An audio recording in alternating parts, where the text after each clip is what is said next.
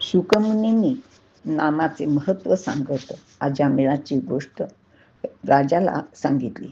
त्यानंतर ते म्हणाले की नाम शरीरावर अत्यंत सकारात्मक परिणाम करते, जणू चिंतामणीप्रमाणेच. म्हणूनच प्रत्येकाने अखंड नामात राहावे, नामामृतावर राहावे, नाम घेताना नामीचे स्मरण करावे. हेच भागवताचे खरे सार आहे. शुद्ध भागवताचे ज्ञान फक्त 12 जणांना होते. ब्रह्मदेव, देवर्षी नारद, शंकर, सनकादिक, कपिल, स्वयंभुव मनु, प्रल्हाद, जनक राजा, भीष्म पितामह, बलिराजा, शुकमुनी आणि साक्षात यम. यापैकी शुकमुनींना तर प्रत्यक्ष व्यासदेवानेच याचे संपूर्ण ज्ञान दिले होते. शुकमुनी पुढे सांगतात, राजा, या विश्वात अनेक शास्त्रे आहेत, अनेक शक्ती आहेत, पण प्रत्येकाला मर्यादा असतात. मात्र अमर्याद तत्व एकच एक नारायण आहे. कारण त्याचेच सर्व काही त्याचेच स्वाधीन आहे. उत्पत्ती, स्थिती, संहार हे सारे त्याचेच संकल्प आहेत. ज्यांना शुद्ध भागवताचे ज्ञान झाले त्यांच्यावर नारायणाचा अनुग्रह होतोच. या जगात पंडित, विद्वान अनेक असतात, पण बुद्धीतील सूक्ष्म अहमने भगवंत अंतरतो. कारण ज्ञानार्जन करतात, पण भगवंताचे सोपे सुलभ नामही विसरतात. मृत्यूच्या दाढेतून काढणारे, मायेतून तारणारे, पापक्षालन करणारे एकमेव साधन म्हणजेच नाम आहे. शुकदेव पुढे सांगतात की राजा, कंडू ऋषी आणि प्रमलोचा यांची कन्या मारिषा, वनस्पतीचा राजा चंद्र याने प्रचेतनास मारिषाचा स्वीकार करण्याची आज्ञा केली. प्रचेतसाने आज्ञा पालन केल्याने मारिषाने एका सुलक्षणी सुंदर पुत्रास जन्म दिला, तोच दक्ष प्रजापती. सृष्टीच्या वृद्धीसाठी दक्षाने विंध्याचलाच्या अधमर्षण तीर्थावर तपश्चर्या केली. भगवान त्याच्या समोर प्रगट झाले. भगवान म्हणाले की पंचजन प्रजापतीची कन्या असिक्नी हिचा तू पत्नी म्हणून स्वीकार कर. तुझ्यानंतर सर्व प्रजा माझ्या मायेमुळे स्त्री पुरुष संयोगानेच उत्पन्न होईल. भगवंताची शक्ती प्राप्त झाल्यामुळे दक्ष प्रजापती अतिशय सामर्थ्यवान झाला होता. अक्सिनीपासून दक्षाला हर्यश्व नावाचे 10,000 पुत्र झाले होते.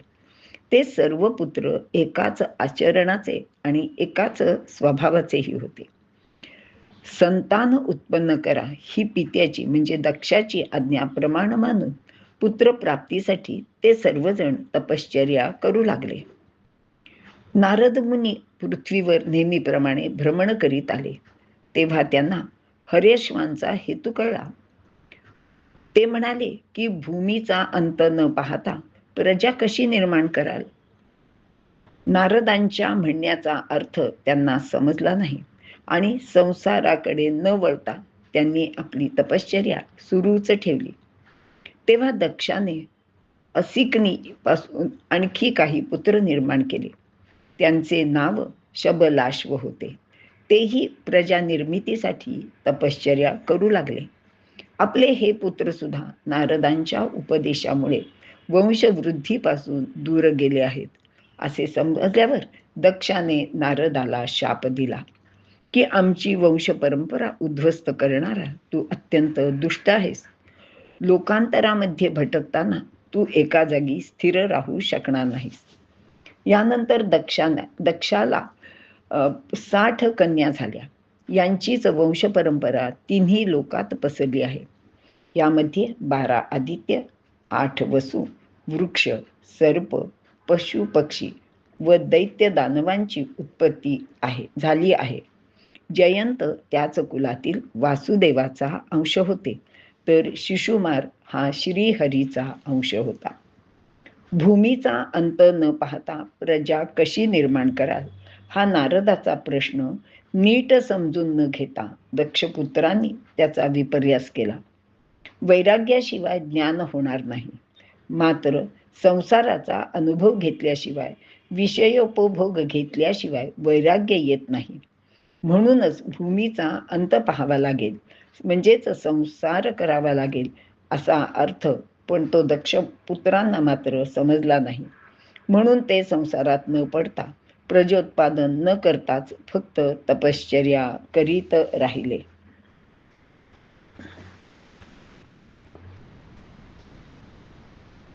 ज्ञानाशिवाय वैराग्याचे सोंग करणाऱ्या या तुझ्या उपदेशाने कोणालाही वैराग्य प्राप्त होणार नाही, असेही दक्षाने नारदाला सांगितले.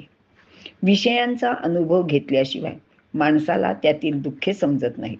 म्हणून त्यांच्या दुःखाचा अनुभव घेतल्यानंतर आपोआपच जसे वैराग्य निर्माण होते, तसे दुसऱ्याच्या सांगण्यावरून कधीच होत नाही. येथे 10,000 पुत्र याचा अर्थ हा राजा प्रजेला आपल्या पुत्रासमान मानतो, नव्हे तसे त्याने मानावे असे धर्मशास्त्रही सांगते. म्हणूनच ज्या ज्या ठिकाणी हजारो पुत्रांचा उल्लेख येतो, तेव्हा ती त्याची प्रजा असते, हे सर्वांनी लक्षात घ्यावे. प्रजेला ज्याच्या त्याच्या गुणाप्रमाणे कामे वाटून दिली जातात. वंशविस्तार मुलांकडूनच व्हावा हा खरा गूढ विचार आहे, पण तो सोडून येथे दक्षाच्या 60 मुलींपासून वंशविस्तार झाला. दक्ष कन्यांची वंश परंपरा तिन्ही लोकात पसरली आहे. मुलींपासून झालेल्या वंशवृद्धीला समाजात मान्यताही मिळालेली आहे. अदितीपुत्र त्वष्टा व दैत्यकन्या रचना यांचा विवाह. एकदा देवसभेत देवांचे परम आचार्य बृहस्पती आले. इंद्रांनी त्यांना उठून मान दिला नाही किंवा त्यांचा सत्कारही केला नाही. त्यामुळे बृहस्पती अपमानित होऊन गपचूप तिथून निघून गेले. इकडे आपली चूक लक्षात आल्यावर इंद्र अत्यंत अस्वस्थ झाला. संधीचा फायदा घेऊन त्याच वेळी शुकाचार्यांच्या आज्ञेनुसार असुरांनी देवांवर हल्ला चढवला आणि त्यांची दुर्दशा केली. इंद्राचा पराभव झाला आणि देव ब्राह्मणांना शरण गेले. तेव्हा ब्रह्मदेवानी देवांना सांगितले की तुम्ही उर्मटपणे गुरु बृहस्पतींचा अपमान केला. आता असुर बलशाली झाले आहेत, तेव्हा तुम्ही त्वष्ट्याचा पुत्र विश्वरूप याची सेवा करा, तो तुम्हाला मदत करेल. दक्षकन्या अदितीचा पुत्र त्वष्टा याचे दैत्यकन्या हिच्याशी लग्न झाले होते.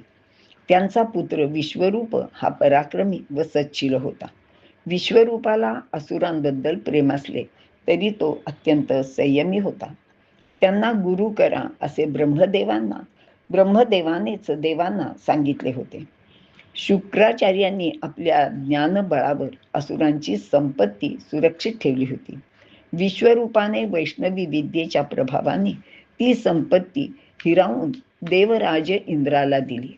यानंतर विश्वरूपाने इंद्राला नारायण कवचात्मक वैष्णवी विद्येचा उपदेश केला. ही विद्या इंद्राने प्राप्त केली आणि त्याने मग असुरांबरोबर युद्ध जिंकून तो त्रैलोक्याचा अधिपती झाला. श्रीहरीच्या सर्व अवतारातील कार्याचा गौरव करून आयुधांच्या सामर्थ्याचे वर्णन करणाऱ्या नारायण कवचाचे मंत्र तिथे दिलेले आहेत. इंद्राचा पराभव म्हणजेच देवांचा पराभव आणि असुरांचा जय झाला असेही सांगितले आहे. सात्विक वृत्तीने वागणाऱ्यांचे पदरी दुःख आणि तामसी वृत्तीने वागणाऱ्यांना सुख समृद्धी येते असे अनुभव दैनंदिन जीवनातही येतात. हा विषय सामान्यांच्या दृष्टीने फार महत्वाचा आहे. माणूस कोणीही असो, कुठल्याही वृत्तीचा असो, असुर असला तरी उन्नतीसाठी त्याने जर निष्ठा सांभाळली तर तो प्रगती करणारच. आस्तिक असो किंवा नास्तिक असो, तो जर तप करीत असेल तर त्याचे फळ त्याला मिळणारच. हे वैश्विक सत्य आहे. तप अथवा निष्ठा कोणत्या तरी गोष्टीसाठी झिजण्याची वृत्ती सात्विक माणसात असते.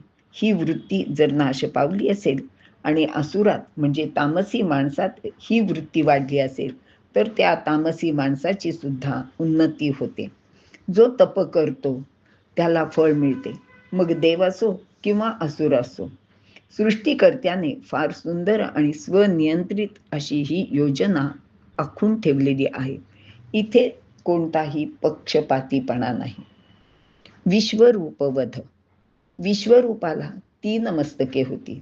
तो एकेका तोंडाने सोमरस, मध आणि अन्न ग्रहण करीत असे. यज्ञाच्या वेळी तो देवांना आहुती देत असे.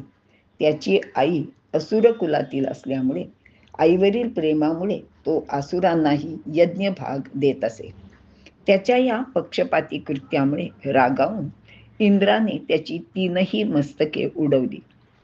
मात्र यामुळे त्याला ब्रह्महत्येचे पातक लागले. विश्वरूप ब्रह्मज्ञानी होता. देवांनी त्याला गुरु केले होते.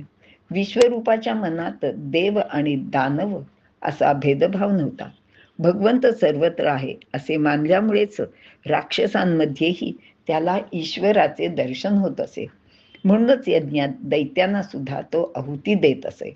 ईश्वराच्या सर्वव्यापी स्वरूपाचे तत्वज्ञान आत्मसात केले की सर्व समभाव सहजपणे उत्पन्न होतो. मात्र ही गोष्ट इंद्राच्या लक्षात आली नाही आणि म्हणूनच त्याने त्याचा वध केला. पृथ्वीवरील खड्डे, झाडांचा चीक, स्त्रियांच्या मासिक धर्मातील रक्तस्राव आणि पाण्यावरील फेस यामध्ये इंद्राने त्याला लागलेले ब्रह्महत्येचे पाप वाटून दिले. येथे असे म्हटले आहे की पृथ्वी, झाडे, स्त्री आणि पाणी यांनाच हे पाप इंद्राने का वाटून दिले असेल? तर या 4ही गोष्टींचा सृजनामध्ये म्हणजेच नवनिर्मितीमध्ये महत्वाचा भाग असतो. झाडे व मनुष्य निर्मिती पृथ्वी व पाण्याशिवाय अशक्य आहे.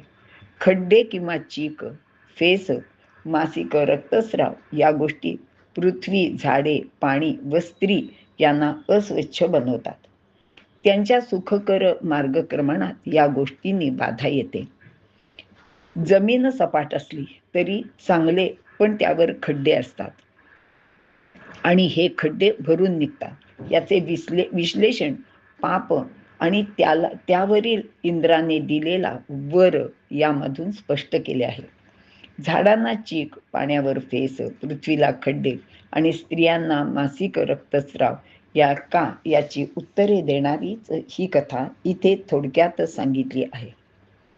वृत्रासुर कथा. विश्वरूपाच्या मृत्यूनंतर त्याचा पिता त्वष्टा याने एक यज्ञ केला. तेव्हा त्यातून वृत्रासुराचा जन्म झाला. हा वृत्रासुर अजस्त्र व भीतीदायक होता. त्याच्यावर हल्ला करणाऱ्यांना तो गिळून टाकत असे. वृत्रासुराला मारण्यासाठी देवांनी विष्णूची प्रार्थना केली. तेव्हा त्यांनी सांगितले की दधीची ऋषींकडे जा. तपश्चर्याने बलवान झालेले त्यांचे शरीर वृत्रासुर वधासाठी मागण्यास त्यांनी देवांना सांगितले.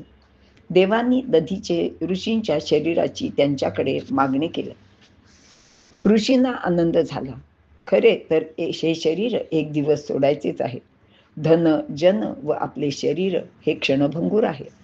दुसऱ्यांच्या उपयोगी पडण्यासाठीच ते असते. तेव्हा मरणारा मनुष्य या गोष्टी देऊन दुसऱ्यावर कोणताही उपकार करत नाही हे दधीचींनी देवांना सांगितले. नंतर महर्षी दधीचींनी स्वतःला भगवंतामध्ये योगाने विलीन करून आनंदाने आपल्या स्थूल शरीराचा त्याग केला. दधीचींच्या अस्थीपासून विश्वकर्म्याने बनवलेले वज्र घेऊन इंद्र ऐरावतावर स्वार होऊन वृत्रासुरावर चालून गेला. त्यांचे घनघोर युद्ध झाले. वृत्रासुराने इंद्राला गिळले तेव्हा वज्राने त्याचे पोट फाडून इंद्र बाहेर पडला व वृत्रासुराचे मस्तक उडवले. वृत्रासुर ब्राह्मण होता म्हणून इंद्राला ब्रह्महत्येचे पातक लागले. चित्रकेतू आख्यान. वृत्रासुर लढतानाही भगवंताची प्रार्थना करीत होता. त्याला युद्धभूमीवर मृत्यू हवा होता. भगवंताशी त्याला एक रूप व्हायचे होते.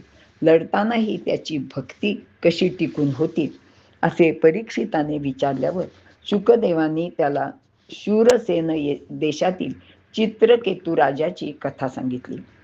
वृत्रासुर हा आपल्या पूर्वजन्मात चित्रकेतू नावाचा राजा होता. चित्रकेतू गुणसंपन्न होता, अपत्यहीन होता. त्याने पुत्रप्राप्तीसाठी भगवान अंगिरा ऋषींची प्रार्थना केली. महर्षींनी त्याला कृतदिती नामक राणीला यज्ञाचा प्रसाद दिला. त्यानंतर राणीला पुत्र झाला, पण तिच्या सवतीने कपटाने ते बाळ मारून टाकले. राजा शोकग्रस्त झाला. सवतीला पुढे त्याचा पश्चाताप झाला. अंगिरा ऋषींबरोबर आलेल्या नारदांच्या उपदेशानंतर आणि जीवात्मा बरोबरच्या संवादानंतर संसाराचे भंगुरत्व चित्रकेतूच्या लक्षात आले. नारदांनी त्याला ज्ञान दिले. ईशस्तुतीनंतर त्याला भगवंताचे शेषाचे दर्शन झाले. चित्रकेतू भगवत भक्तीमध्ये दंग झाला. नारदांनी त्याला अनेक विद्या दिल्यानंतर त्याने 7 दिवस फक्त पाणी पिऊन अनुष्ठान केले. 7 रात्रीनंतर चित्रकेतू विद्याधरांचा अधिपती झाला. त्याचे मन अधिक शुद्ध झाले. भगवान अनंत त्याच्यावर प्रसन्न झाले. त्याची शक्ती कायम राहिली. एकदा मुनींच्या सभेत शंकरांनी पार्वतीला मांडीवर घेतलेले पाहून चित्रकेतूला हसू आले. तेव्हा पार्वतीने त्याला शाप दिला की तू असुर योनीत जाशील. चित्रकेतूने देवांना प्रसन्न केले. तपामुळे दैत्यकुळी वृत्रासुर नावाने चित्रकेतूचा पुन्हा जन्म झाला. पुत्रशोकाने राजा चित्रकेतू बेभान झाला. राजा राणीचा दुःख विलाप पाहून सगळी नगरीच शोकाकुल झाली. नारदांनी मृत जीवाच्या आत्म्याला शरीरात परत येण्याचे आवाहन केले. तेव्हा जीवात्मा म्हणाला, जसे सोने इत्यादी खरेदी विक्रीतून होणाऱ्या वस्तू एका व्यापाऱ्याकडून दुसऱ्याकडे जातात येतात, त्याप्रमाणे जीव सुद्धा निरनिराळ्या योनीमध्ये जातो आणि येतो. जीव हा नित्य आणि अहंकार रहित आहे. तो गर्भामध्ये येऊन ज्या शरीरात राहतो तोपर्यंतच ते आपले शरीर समजतो. जीवात्म्याबरोबरील संवाद आणि ऋषींच्या उपदेशामुळे चित्रकेतूची विवेक बुद्धी जागृत झाली. तो घरदार रूपी अज्ञानातून बाहेर पडला. त्याने भगवंताच्या नामाचा जप करीत तपश्चर्या केली. त्याला भगवंताचे दर्शनही झाले. मात्र भक्तीला ज्ञानाची जोड नव्हती आणि त्याचमुळे त्याला पार्वती शंकरांच्या मांडीवर बसलेली पाहून हसू आले होते. शंकर पार्वतीला त्याने स्त्री पुरुषांच्या रूपात सांसारिक भावाने पाहिले. शिव पार्वती निर्विकार होते, परंतु त्यांना पाहणाऱ्या चित्रकेतूच्या मनात मात्र विकार होता. पुरुषांना नरनारायणाच्या रूपात पाहिल्यावर मनात कुभाव उत्पन्न होणार नाही. केवळ सगुण साक्षात्काराने मनाची चंचलता नष्ट होत नाही. सगुण आणि निर्गुण दोन्ही भक्ती असेल तेव्हाच जीवाला शिवाचे म्हणजेच परमेश्वराचे नेमके आकलन होते. शिव व शक्तीची सगुण आणि निर्गुण दोन्ही भक्ती असेल तेव्हाच जीवाला शिवाचे म्हणजे परमेश्वराचे नेमके आकलन होते. चित्रकेतूचा पुनर्जन्म म्हणजेच हा वृत्रासुर होय. या कथेतून पुनर्जन्माचा सिद्धांत प्रस्थापित झाला आहे.